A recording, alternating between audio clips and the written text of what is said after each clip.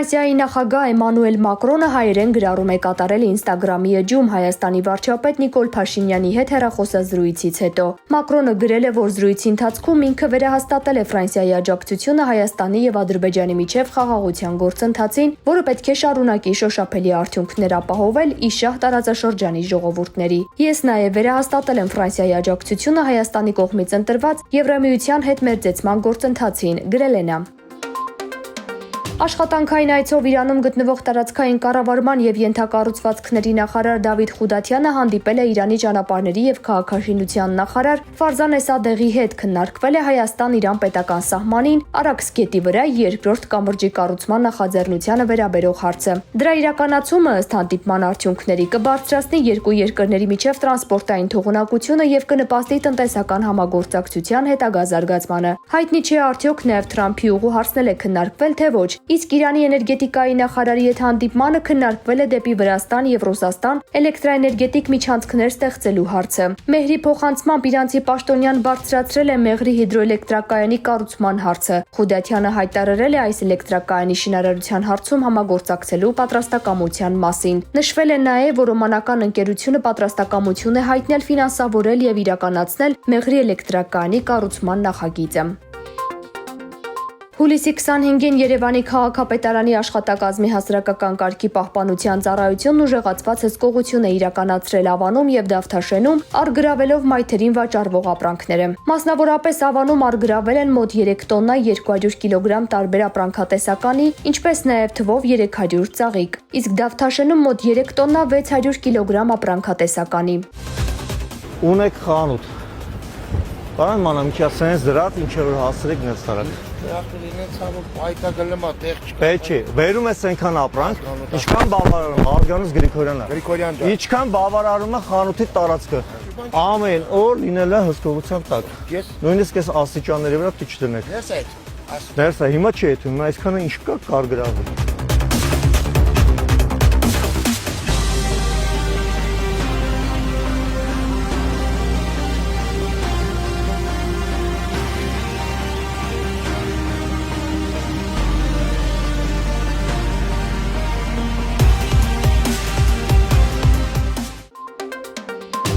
Այսօր առեղծվածային մահվան դեպք է տեղի ունեցել Երևանում։ Ժամը 16:30-ի սահմաններում օպերատիվ տեղեկություններ են ստացվել, որ Թումանյան փողոցի շենքերից մեկի բնակարանի բնակիչը տևական ժամանակ է դռան եւ հեռախոսազանգերի չի պատասխանում։ Ինչպես հայտնում է ֆոտոլրագրող Գագիկ Շամշյանը, փրկարաները բացելով տան դուռը, լոգարանում հայտնաբերել են 32-ամյա երիտասարդ տղայի մարմինը կախված վիճակում։ Վրաստանում վթարի ենթարկված փոքրիկ աղջկան տեղափոխել են Երևան Սուրբ Աստվածամայր բժշկական կենտրոն։ Անձնակազմի խոսքով երեխան ուներ բազմաթիվ վնասվածքներ, կոտրված էր աջակողմյան երկրորդ կողը, առկա էր թոքի սալջարդ եւ 5-րդ գոտկային ողնի կոտրված բեկորի տեղաշարժով դեպի ողնուղեղային խողովակ։ Բժիշկներին հաջողվել է կայունացնել փոքրիկի վիճակը։ Առաջ օրվանից գիտակցությունը տեղն է եղել, առաջի օրվանից կոնտակտ ունեցել է։ Ներկայապայն երեխան գտնվում է ռեանիմացիոն բաժանմունքում, կյանքի սպառնացող ոչ մի խնդիր չկա։ Իրենց մեքենայով վրացական շտապ օգնությամբ երեխան տեղափոխվել է Սուրբ Աստվածամայր բժշկական կենտրոն։ Ոտքերի շրջանում պարալիզներ չունենք մենք, պահպանվել է զգացողությունը եւ շարժողականությունը, բայց երեխան մինչև վիրահատությունը գտնվել է իմոբիլիզացված վիճակում։ Մեր հմոտ մասնագետների կողմից 3 վիրահատվել է, վիճակ այժմ կայուն է, նույնիսկ ենթակա է տեղափոխման բաժանմունք։ Ընդհանուր առմամբ իհարկե ծանր դեպքեր, բայց լավ ելքով դուրս եկանք։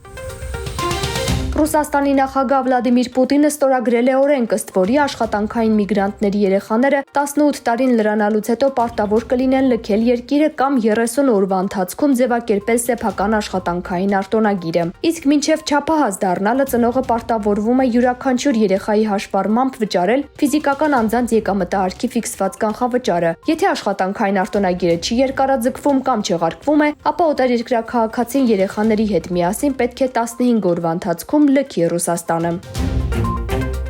Ռուսաստանն ու Ուկրաինան արձագանքել են Ղազախստանի նախագահ Կասիմ-Ժոմարթ Տոկաևի առաջարկին սառեցնելու հակամարտությունը Ստամբուլյան պայմանավորվածությունների հիման վրա։ Պուտինի մամուլի խոսնակ Դմիտրի Պեսկովը հայտարարել է, որ Ուկրաինայում հակամարտության սառեցումն անհնար է, հաշվի առնելով Կիևի դիրքորոշումը։ Ուկրաինայի արտգործնախարար Անդրեյ Սիբիգան էլ Տոկաևի առաջարկը անվանել է իրատեսական, ժամանակին եւ իմաստուն։ Անհրաժեշտ է ուժեղացնել ճնշումը Մոսկվայի վրա, մինչև այն ընդունի իրատեսական խաղաղության առաջարկները, գրել են ասոցցանցերում։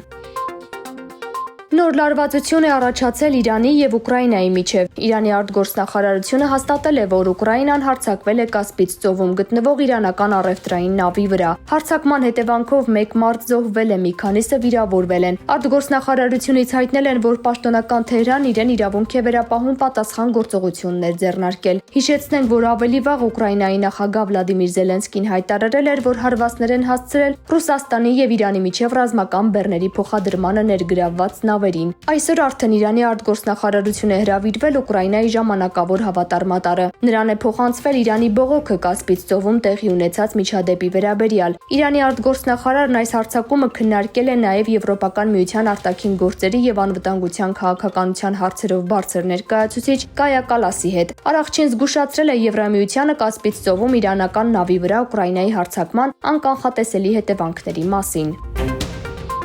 Իրանական բանակի ներկայացուցիչը հայտարարել է, որ Թեհրանը դադարեցրել է իր ռազմական գործողությունները, քանի որ Միացյալ Նահանգները դադարեցրել է իր հարձակումները։ Նա ընդգծել է, որ հակամարտության այս շրջանում Իրանի վարքագիծը հիմնված է փոխադարձության վրա եւ որտեղում իրավիճակի ցանկացած փոփոխություն կհանգեցնի Թեհրանի համաչափ պատասխանին։ Իդեպ վաղը Բենյամին Նեթանյահուն մեկնելու է Միացյալ Նահանգներ Դոնալդ Թրամփի հետ քննարկելու Իրանում ստեղծված իրավիճակը։ Հայաստանը դարձել է վրացական լոլիկի գլխավոր ներմուծողը։ Վրացական լրատվամիջոցները հայտնում են, որ այս տարվա առաջին 6 ամիսներին Վրաստանից արտահանվել է 1292 տոննա լոլիկ 1.9 միլիոն դոլար ընդհանուր արժեքով։ Վիճակագրությունը ցույց է տալիս, որ հաշվետու ժամանակահատվածում վրացական լոլիկ է վաճառվել ընդամենը 3 երկրի։ Հիմնական արտահանման շուկան եղել է Հայաստանը, ուր մատակարարվել է 888 տոննա արտադրանք 1.4 միլիոն դոլար արժեքով։ Դրան հաջորդում է Ռուսաստանը 383 տոննա 432,000 դոլար արժեքով, իսկ Ռումինիա արտահանվել է 20 տոննա լոլիկ 13,000 դոլար արժեքով։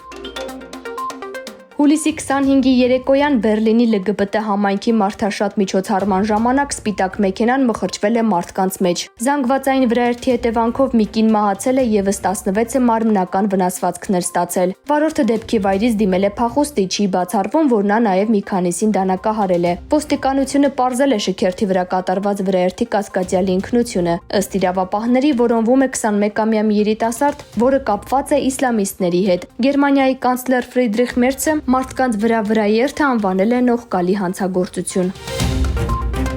Հուլիսի 26-ից 31 Արարատյան դաշտում եւ Երևանում, Արագածոտնի, Կոտայքի եւ Վայոց ձորի նախալեռներում, Սյունիքի հովտային շրջաններում սպասվում է բարձր կարգի հրդեհավտանգ իրավիճակ։ Հանրապետության տարածքում, այդ թվում Երևանում առաջիկա շաբաթ տեղումներ են սպասվում հուլիսի 29-ին։ Օդի ջերմաստիճանը վաղը ցերեկը կնվազի 2-ից 3 աստիճանով։